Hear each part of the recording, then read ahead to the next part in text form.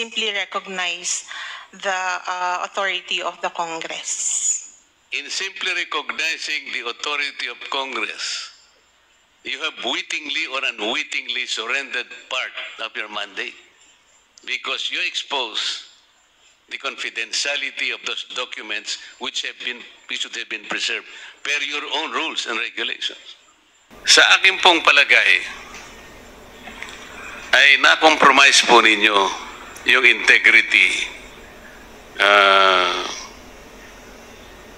yung independence na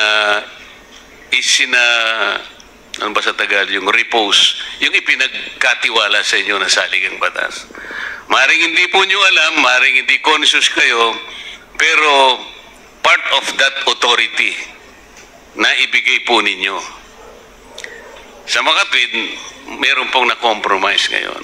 Sa aking palagay po, kung talagang susuriin ito, kung makakapagseryoso po tayo, baka po maring managot po ang inyong mga opisyal. I am referring to the chairman and the commissioners of COA. Somebody might file an impeachment case on the ground of, ano bang grounds natin? Betrayal of public trust. Alam po ninyo, mataas na uring pagpapahalaga yun eh. Kayo na rin po ang umamin at alam kong tama naman ang sinabi niyo. There is no other agency of government. Ang saligang batas po, mahigpit ang tagubilin. Siloso po yung saligang batas. Ayaw niya na meron po kayong ipagbibigyan pa. It was delegated exclusively to you.